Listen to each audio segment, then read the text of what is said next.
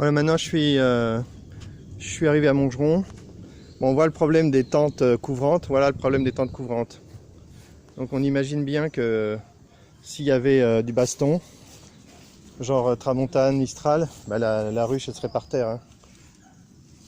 Voilà, donc je la remets droit et je me note dans mon calepin qu'il faut que je la remplace. Je note ça dans mon calepin à peu près une fois par jour. Et là je fais une vidéo parce que ça a pas mal capturé, hein, là. Là dans cette tente couvrante, il y a un frelon qui se balade avec une abeille. Il a capturé il y a sûrement pas longtemps. Ici il y a un frelon là qui dévore une abeille. Il y a des frelons immobiles là.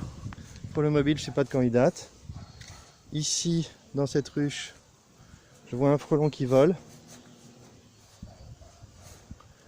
Voilà, un frelon immobile, je sais pas de quand il date. Le frelon qui vole, il est là. Voilà, un frelon immobile là. Un frelon mort. Quoi d'autre? Derrière, il n'y a rien, je vais pas m'approcher. Ici, sur une tente frontale installée hier, c'est l'hécatombe pour les frelons. On voit qu'il y a un frelon immobile ici. Des frelons qui volent, j'en compte 3. 3 frelons qui volent.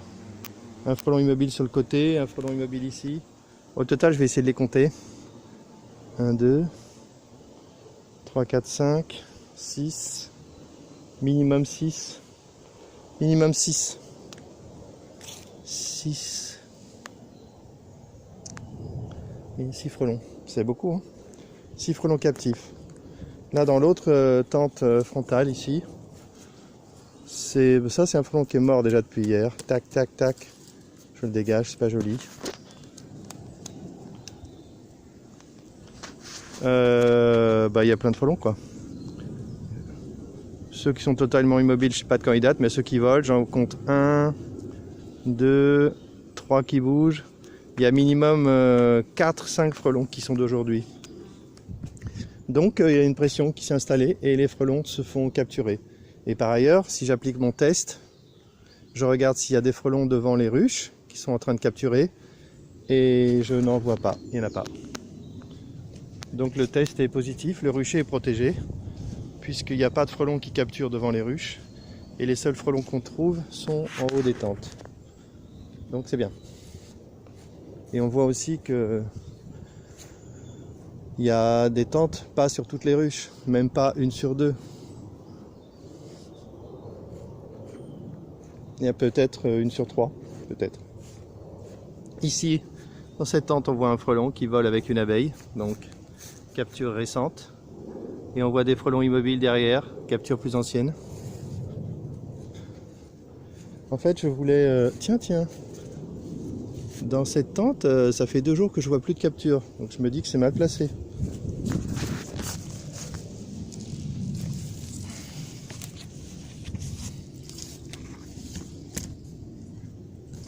Chier ce truc. Allez, comme ça. Ici, c'est mon test avec le nouveau... avec la nouvelle maille à tester. J'aimerais bien mettre des frelons là-dedans pour voir s'ils traversent vite ou pas vite. S'ils traversent avec une abeille ou pas. Je vais attendre un peu. Peut-être je pourrais m'en servir comme épuisette pour aller capturer un frelon et puis faire mon test. Peut-être.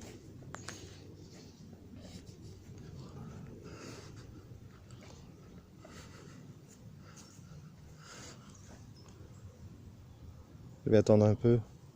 Je vais observer.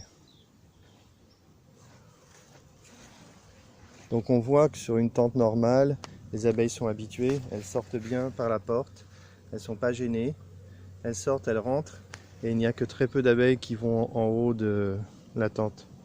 Donc ça va. Il n'y a pas de perturbation dans la circulation des abeilles. Là il y a un frelon qui se déplace très vite. Je sais pas s'il était en train de partir. Ou... Je le vois plus.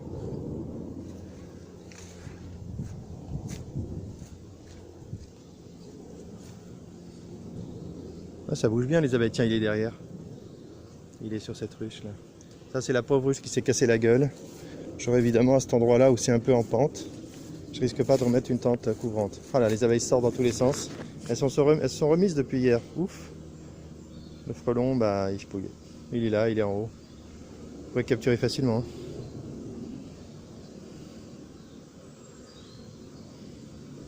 Je vais le taper.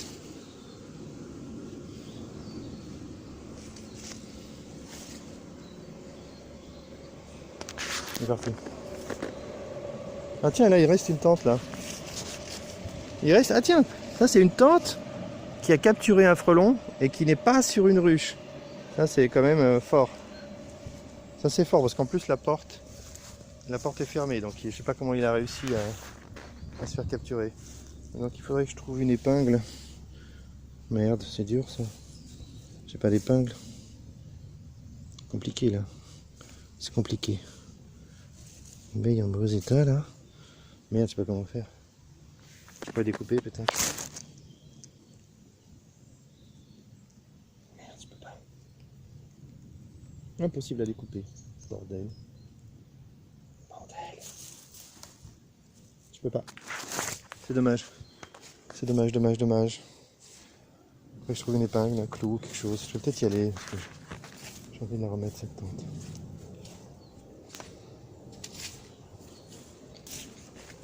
Peut-être piquer une épingle quelque part. Ou il y aurait une de trop.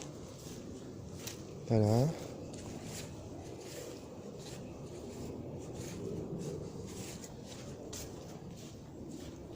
Ah paye, merde.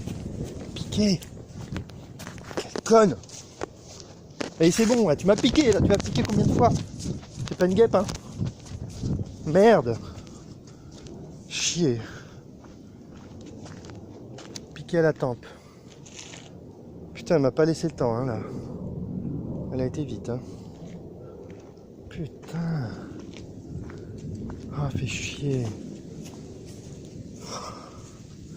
Moi, je vais arrêter l'apiculture, je vais élever des pucerons. Ras le bol.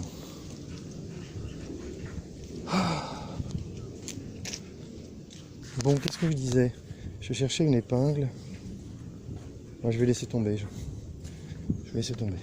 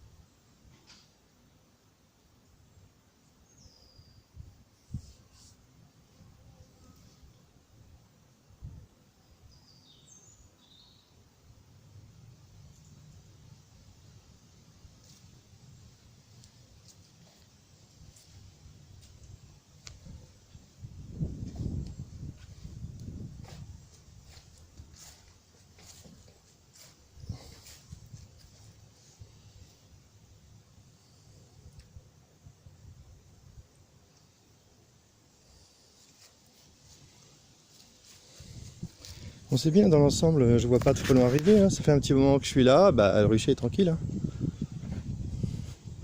Il n'y a pas de pression visible. Hein. Bon, bah, je pense qu'il vaut mieux que j'y aille, que je continue ma tournée.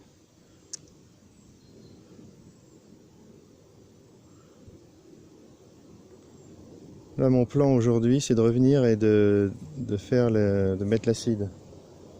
Là, je vais galérer, je le sens. Je déteste ça. Surtout que j'en ai plein à faire. Si j'en ai trop à faire. Je vais essayer d'en faire 5-6. Hein. Je ne vais pas faire plus. Essayer de ne pas respirer l'acide déjà.